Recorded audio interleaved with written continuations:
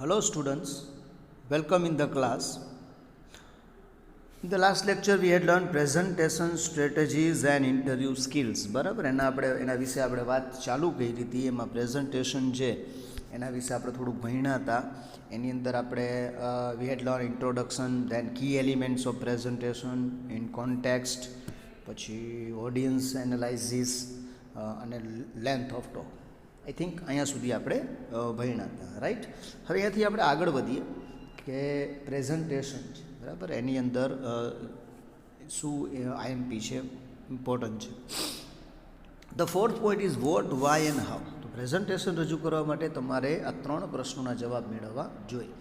While સ્ટ્રક્ચરિંગ your presentation, તમારા પ્રેઝન્ટેશનનું જ્યારે તમે સ્ટ્રક્ચર તૈયાર કરતા હો, you could address the questions. ત્યારે તમારે 3 પ્રશ્ન છે એ ઉપાડવાના છે, what, why and how. What indicate the key message that you wish to communicate. What એટલે શું? વોટથી પ્રશ્ન પૂછશો, તમને જે જવાબ મળશે એ એલિમેન્ટ છે, કી એલિમેન્ટ છે કે જે તમે કોમ્યુનિકેટ કરવા માગો છો. You should think of the benefit of the audience by attending your presentation. તમારે વિચારવાનું છે કે તમારા જે ઓડિયન્સ, બરાબર, એ પ્રેઝન્ટેશન જે અટેન્ડ કરવા આવે છે, બરાબર, એને શું ફાયદો થશે. Second is why. Satisfies the curiosity of the audience. વાયનો મતલબ શું? તો કે જે ઓડિયન્સ, બરાબર, એને શું મળશે, વોટ. પછી વાય, શા માટે આવે છે, એની જે ક્યુરિયોસિટી છે, એને જે જાણવું છે, બરાબર, એ તમારે એને આપવાનું છે. The presentation should satisfy the query and doubts raise by the audience.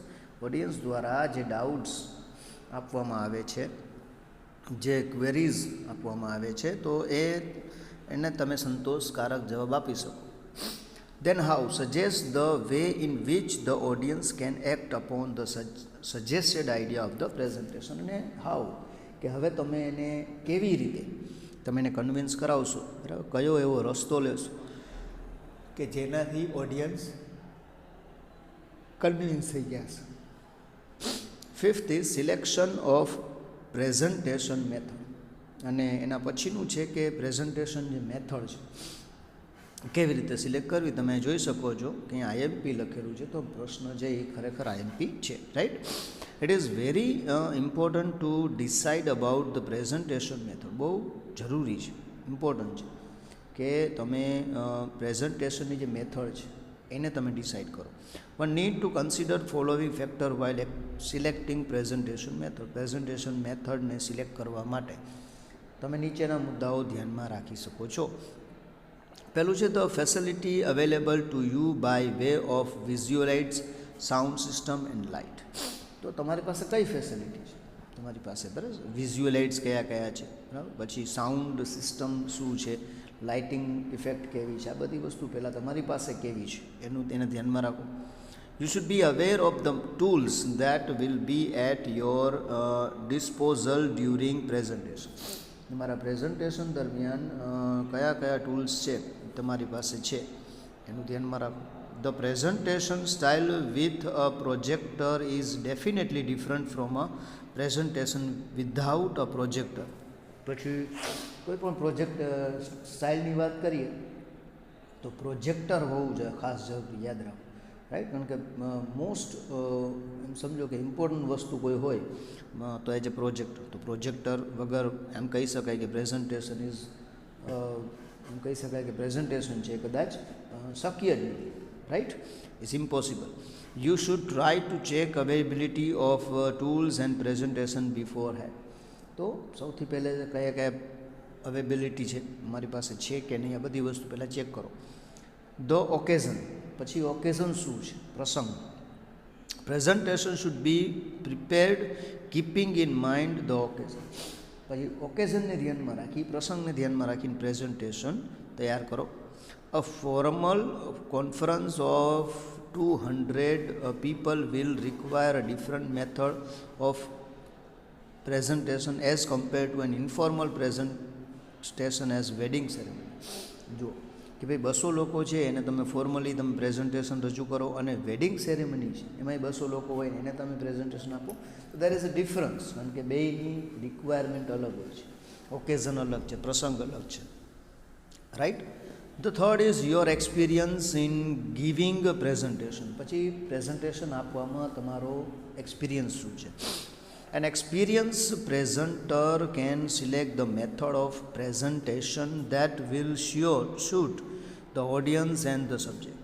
પછી જે એક્સપિરિયન્સવાળો અનુભવી જો કોઈ પ્રેઝન્ટેશન હશે તો એ શું કરશે, એ ઓડિયન્સને સૂટ થાય એવો સબ્જેક્ટ રાખશે. બરાબર છે. Some people prefer to give presentation without note. ઘણા લોકો છે એ કંઈ નોટ જ ન રાખે, મોઢે બોલે. આપણે નરેન્દ્ર મોદી જુઓ, right. But some people prefer to carry notes to add their memory. નાના નોટ્સ પણ ઘણા તૈયાર કરતા હોય છે. તો તમે કોઈ પણ રીતે કરી શકો, રાઈટ. પછી ફેમિલિયરિટી વિથ ધ ટોપિક. પછી તમે જે ટોપિકમાં પ્રેઝન્ટેશન આપો છો એ તમારે જાણીતું હોવું જોઈએ. એમને જઈને કૂદી પડો તો પ્રેઝન્ટેશન કોઈ દિવસ સારું થાય નહીં. If you are very familiar with the topic it requires less preparation. જેટલું તમારી તૈયારી હશે, તમે જેટલું જાણીતું હશે ટોપિક, એટલે તમારે તૈયારી ઓછી કરવી પડશે. On the other hand a new topic requires થરો presentation. તો નવો ટોપિક હશે તો તમારે પ્રેઝન્ટેશન છે, બરાબર, એમાં થોડીક વાર લાગશે અથવા પ્રિપેરેશન છે એ વધારે માગશે. હવે 8 step to a successful presentation. Successful presentation માટેના 8 અહીંયા સ્ટેપ છે એ આપણે જોશું. તો લીલી વોલ્ટર ઓબ્ઝર્વ્સ ધેટ. લીલી વોલ્ટર છે તત્વચિંતક છે, બરાબર, સ્કોલર છે. એ એવું કહે છે કે the success of your presentation will be જજ not by the knowledge you say. તમે જે પ્રેઝન્ટેશન આપો છો, રાઈટ, એને જજ કેવી રીતે થાય છે, તમે જે નોલેજ આપો છો એના દ્વારા જજ નથી થતું, but by what the listener receive. પણ લિસનર, સાંભળનાર, તમે જે આપો છો એમ નહીં, પણ સાંભળનારને શું મળ્યું, એ શું એમના મગજમાં ઉતરે છે, બરાબર, એના ઉપરથી એ જજ થાય છે. In the context of this quotation it is very important to prepare a presentation in a very structured manner. તો પ્રેઝન્ટેશન છે એ તમારે એકદમ એવું સ્ટ્રક્ચર બનાવવાનું છે કે જે ઓડિયન્સને સમજાય. The following are the steps that can help presenter in making his or her presentation effective. તો એ 8 સ્ટેપ્સ છે, એ સ્ટેપ્સને ફોલો કરવાથી તમે તમારા પ્રેઝન્ટેશનને ઇફેક્ટિવ બનાવી શકો છો, રાઈટ. પછી પહેલું છે objective purpose of the presentation. તો એનો ઓબ્જેક્ટિવ શું છે, પર્પઝ શું છે, એ પહેલાં નક્કી કરો. It is important for the presenter to be clear in his or her mind about the objective of the presentation. તો પ્રેઝન્ટેશનના ઓબ્જેક્ટિવ શું છે એ તમે એને પહેલાં તો ક્લિયર કરી લ્યો. all your instruction supporting argument should center around the trust area. સૌથી આ બધી એમાં તમારી જે આર્ગ્યુમેન્ટ છે, સપોર્ટ છે, બરાબર, આ બધી વસ્તુ જુઓ ક્યાં જ ખબર છે, એ હશે ટ્રસ્ટ ઉપર હશે, વિશ્વાસ હશે તો બધું થશે. The presenter should not stray or move away from the main point of local area. પહેલો તો જે પ્રેઝન્ટર છે એ જો લોકલ એરિયા જે છે ત્યાં જ રહેવું જોઈએ. સેન્ટર પોઈન્ટ જે બનાવેલું છે ત્યાંથી જવું જોઈએ નહીં, ત્યાંથી વહી જાય તો ન મજાય. અહીંયા જ ઊભું રહીને પ્રેઝન્ટેશન આપવાનું છે. બીજું છે મેનર ઓફ પ્રેઝન્ટેશન. એના મેનર્સ પણ યાદ રાખવાના છે. Once you have decided about the objective of your presentation. જ્યારે તમને ખબર પડી જાય કે તમારું ઓબ્જેક્ટિવ શું છે પ્રેઝન્ટેશનનો, the next step is to think of manner of presentation. પછી તમારે વિચારવાનું છે કે કેવી રીતે તમે પ્રેઝન્ટેશન આપશો. You can decide about the presentation being formal or informal in its treatment. હવે તમે એ વિચારો કે તમે પ્રેઝન્ટેશન છે એ ફોર્મલ છે કે ઇનફોર્મલ છે. You can decide about these on the basis of your audience analysis. તમારા ઓડિયન્સનું તમે જે એનાલાઇસિસ કર્યું છે એના બેઝ ઉપરથી તમારે નક્કી કરવાનું છે પ્રેઝન્ટેશન કેવું આપશો, ફોર્મલ કે ઇનફોર્મલ. મોડ ઓફ પ્રેઝન્ટેશન, પછી તમે મોડ કયું રાખશો. The presentation has to check out strategies to make the presentation satisfactory. પછી પ્રેઝન્ટર છે અને એની સ્ટ્રેટેજી છે, બરાબર છે, એ નક્કી કરો કે સેટિસ્ફેક્ટરી છે કે નહીં. ફોર એક્ઝામ્પલ, દાખલા તરીકે formal presentation would make us use of formal seating arrangement with proper use of slides and transparencies. તો જો ફોર્મલ પ્રેઝન્ટેશન હશે તો એના માટે સિટિંગ અરેન્જમેન્ટ પણ ફોર્મલ હોવું જોઈએ, રાઈટ. પછી એના જે સ્લાઇડ્સ છે, પછી એમાં ટ્રાન્સપરન્સી હોવી જોઈએ, પ્રેઝન્ટેશન અરેન્જમેન્ટ છે એ પણ સારું હોવું જોઈએ. તો આ બધું એના ઉપરથી નક્કી થાય. On the other hand, an informal presentation need to observe a formal sitting arrangement. જો તમે ઇન્ફોર્મલ પ્રેઝન્ટેશન આપો તો સિટિંગ અરેન્જમેન્ટ પાછું અલગ હશે. The presentation should be prepared in such a way that it catches the attention of audience. એમાં presentation એવું બનાવવાનું છે કે જે ઓડિયન્સને કેચ કરે, મતલબ ઓડિયન્સને એકદમ એનું ધ્યાન છે એના તરફ આકર્ષિત કરે. The presenter should be able to establish rapports with the audience. પછી પ્રેઝન્ટેશન છે, પ્રેઝન્ટર છે, બરાબર, એ ઓડિયન્સ સાથે એક તાલમેલ, બરાબર, એક સંબંધ છે એ સ્થાપિત કરે.